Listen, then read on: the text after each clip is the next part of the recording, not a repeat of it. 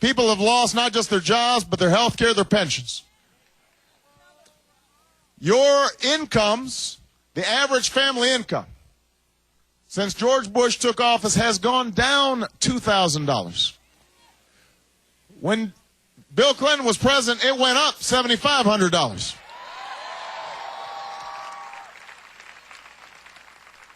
So that means that at the end of the month, it's harder to pay the bills. Maybe you're tapping into savings or you can't save at all. For a while, maybe you were taking out a home equity loan because that was the only way to make your budget balanced. But then nobody was minding the store on Wall Street as they were giving out predatory loans and deceptive mortgage practices were taking place all across the country. And now suddenly you've got a full-blown housing crisis. You've got the greatest level of foreclosure since the Great Depression. And even if you're still in your home, you're seeing your home values plummet. Credit cards may be maxed out. If you get sick, you may end up being bankrupt. And there are young people all across America who've got the grades and the will to go to college, but just don't have the money.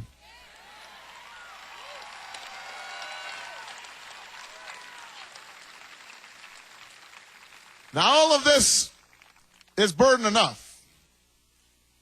High gas prices, high food prices, home heating bills on the way as winter comes. All that is worrisome enough, but what I think is really making people so intently interested in this campaign is, what does it mean for the next generation? What does it mean for the next generation? Are we going to be able to leave an America that is more unified and more prosperous than the one that we inherited from our parents and our grandparents? Because that is the essence of America. That's what I talked about on Thursday night, the American promise. It's not just a promise that we make to ourselves. It's a promise that we make to our kids and our grandkids that says that if you work hard, you will succeed. If you work hard, you can raise your own family. If you work hard, then not only will you succeed, but America will succeed. That's what we're fighting for. That's what's at risk. And that's why I'm running for president of the United States of America.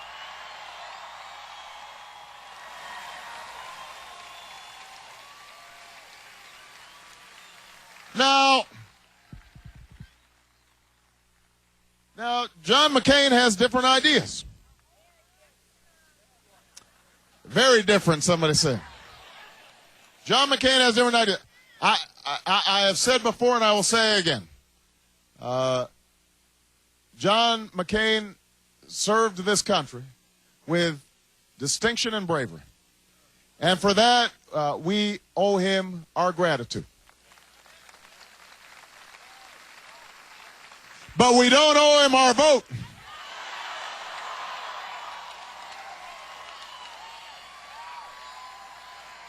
Because John McCain has a set of ideas that are identical to George Bush's on the most important issues facing this country, on how we rebuild our economy so it works for the middle class, and how we change our foreign policy so that we regain respect in the world.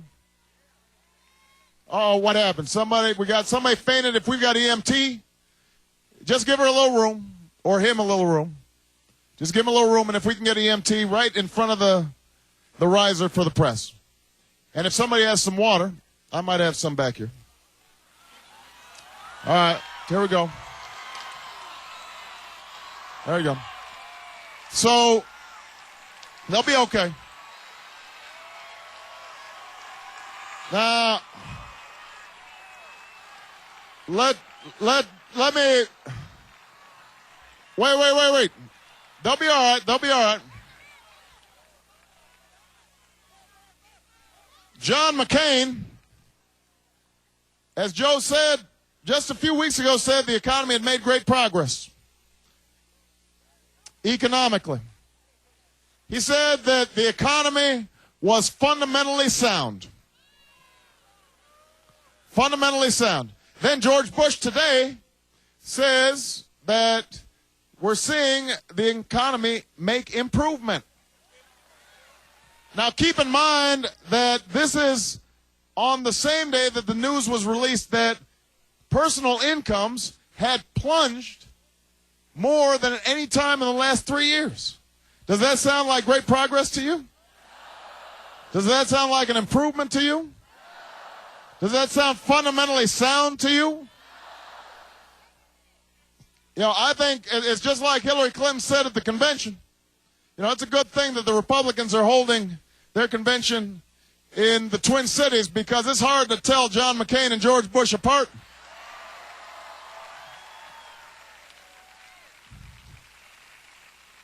That's why John McCain wants to do the exact same things that George Bush did. He wants to continue the tax cuts, not for the middle class. He leaves 100 million people out of tax relief. He wants to cut taxes for the wealthiest Americans. He wants to give $200 additional billion to some of the wealthiest corporations, including the oil companies. Does ExxonMobil need $4 billion more in tax breaks? He's got no plan to make college more affordable. He's got no plan to make health care more accessible. In fact, he wants to tax your health care benefits in a way that would lead employers potentially to get rid of their health care plans. And heaven forbid you've got a pre-existing condition. Because if you are on your own and you try to buy health care on the open market, you can't afford it. John McCain says, well, I'll give you a $5,000 tax credit. Here's the problem. It might cost you $14,000 to get a policy. That's not a plan to renew the American middle class. That's not a plan to help people who are struggling.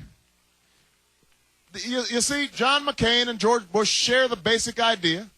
This is the outworn Republican philosophy that says you're on your own. They call it the ownership society, but it really means you're on your own. Your job gets shipped overseas. Tough luck, you're on your own. You don't have health care? The market will fix it. You're on your own. Born into poverty? You're on your own. Pick yourself up by your bootstraps, even if you don't have boots. That philosophy has led us to the situation that we are in today. And it is a philosophy that the Republicans have to own up to. They have to own up to the failures that they've put in place over the last 8 years. It is time for us to fundamentally change America, and that's why Joe Biden and I intend to win this election, so that we can have a government that is working for you.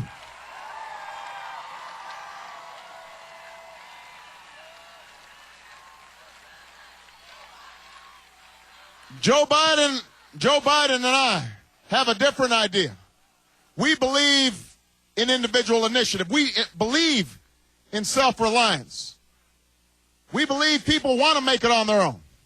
But we also believe that we should have a government that cares enough about ordinary people that they can give people a little bit of a hand up when they need a hand.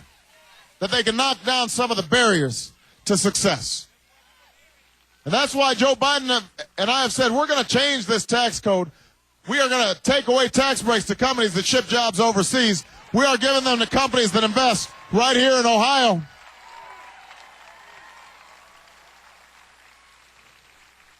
We are going to give 95% of you a tax break.